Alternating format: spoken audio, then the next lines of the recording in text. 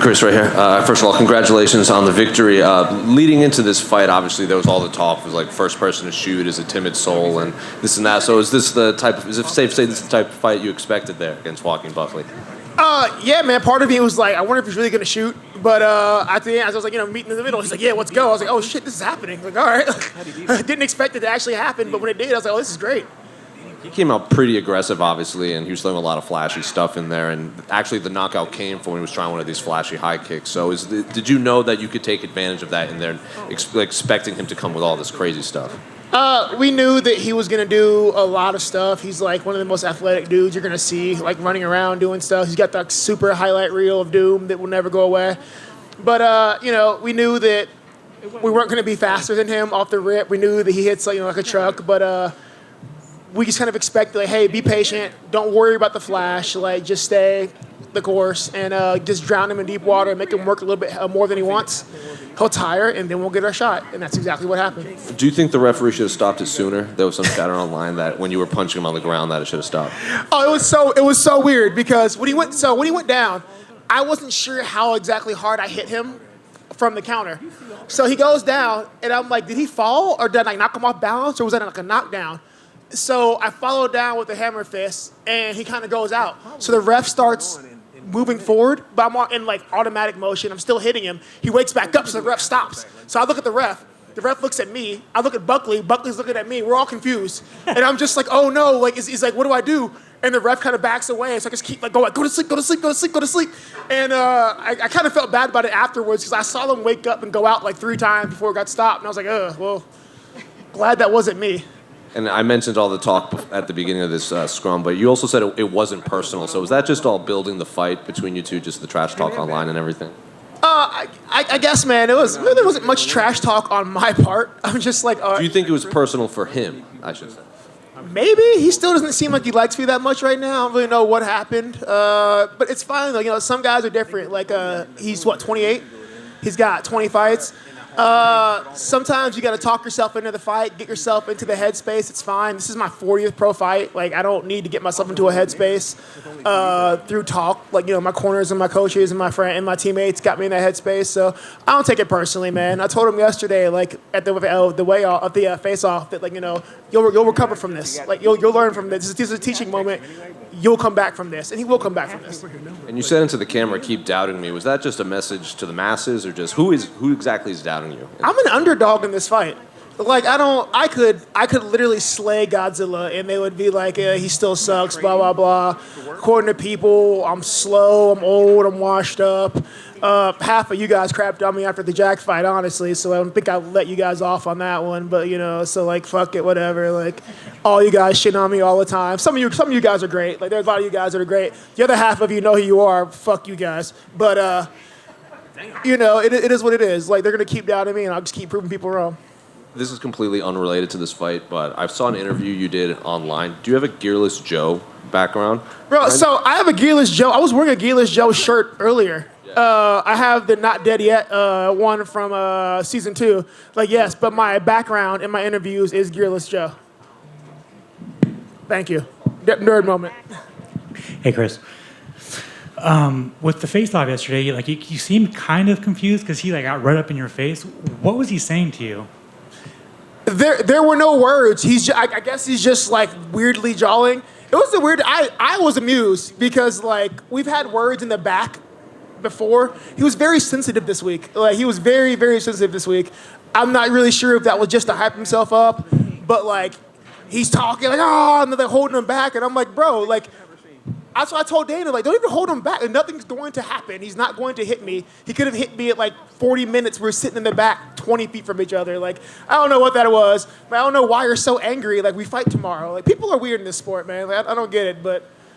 Now that the fight's over, do you think, with the sparring session you guys had, do you think that played into, maybe he was confident in that, or do you think that was kind of irrelevant? Oh, I think without a doubt, I think he was. He came in I did well in sparring. I'm going to kick his ass. I'm like the guys. I'm the worst guy. Depending on where I am in camp, I'm probably the worst guy in the room for sparring. I'm just not one to try to kill people. He's a guy who spars really hard. He's athletic, whatever. I'm just not interested in killing training partners. It's just not my thing. If I get messed up or you get hurt, we're all out of money. It's just not my thing. So But at the end of the day, man, if that's what you're going off of, you're an idiot. So, like we knew how the rounds went, and we didn't, we put it out of our head. I can't train for yesterday. I can only train for tomorrow. So if that's what he went on, that was a terrible, terrible plan. He was throwing a lot of looping hooks, jumping in there. Like, did you see the straight right, the straight left come in? Like, was that part of the game plan, or was that kind of like in the fight you saw it? For the last, how long I had this fight for 10 weeks, 12 weeks?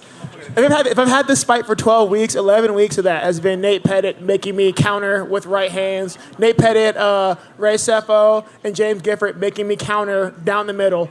And it's all been literally short punches down the middle. Don't loop anything.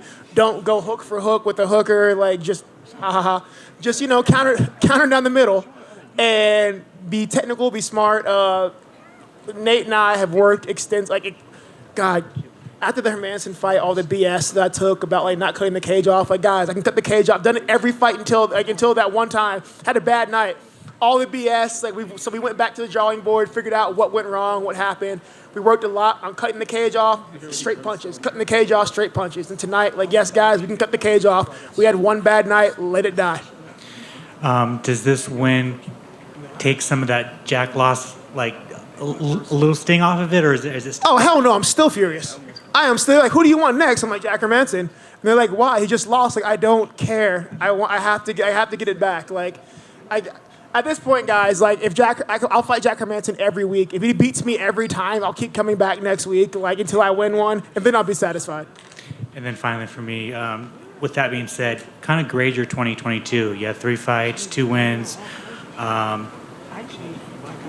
Good win over Vieira, loss against Jack, and then you went out there and sparked Buckley. So grade it.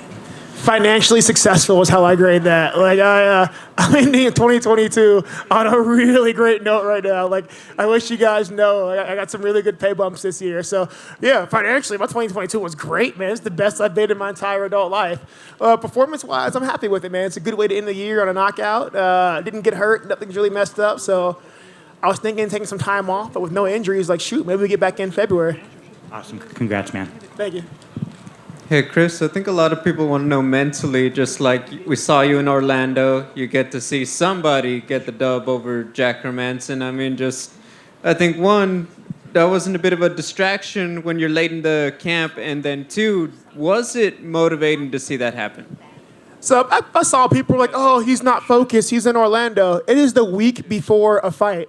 I don't know if any of you guys fight or have fought, but on the Friday before my fight, the week before, I'm done. There's literally nothing for me to do. On top of that, I worked out the morning that I flew to Orlando. I worked out when I got to Orlando, and then I sparred 14 rounds on Saturday morning before the fight. I don't miss workouts. So they're oh, you're distracted. No, nothing distracts me from what I do. I don't miss workouts. I take my job very seriously. That being said, no one was more happy than me seeing Roman win that fight, man. Roman's a really good friend. And just to get that back. And I always tell people I am aggressively American. If I can't beat you, I will find some tall man in the Eastern European country to do it for me. How do you see your buddy Sean Strickland getting this win next Saturday? How do I see it? I don't know, because it all depends on how difficult Sean wants to make this fight. No, I see you winning, but how difficult do we make this fight? No one stuttered. This can be an easy fight or a hard fight. This depends on what Sean wants to do. Don't listen to him, folks. Yeah, so, all right, a little bit scarier than it needs to be, but no, man. I've said to you guys before, he's definitely a guy having a short list for being a UFC champion if he can stop doing weird things. But nah, man, he's a brother to me, and honestly, I'm one of the hardest workers in the room, at any given time. And even though I'm such a hard worker, I've never met anybody quite as tough as Sean yet. So I've got nothing but confidence in next week. Thank you. Very sweet. Thank you, Kurt. You're welcome, man. You're welcome. Good too. I don't say that often. He does not. Normally, there's a lot more heckling. Anderson Silva just now, he was on that undercard as well. It was his very first fight out of the